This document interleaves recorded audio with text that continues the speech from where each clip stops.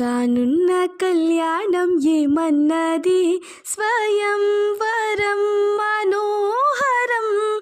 రానున్న వైభోగం ఎటువంటిది ప్రతి క్షణం మరోవరం.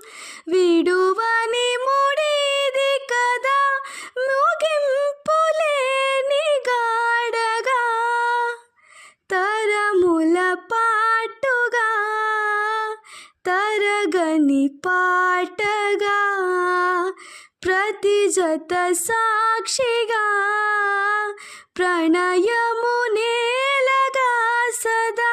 కన్నుల్లోని కలలు అన్ని కరిగిపోని కలలుగా కళ్ళ ముందు పారాడగా.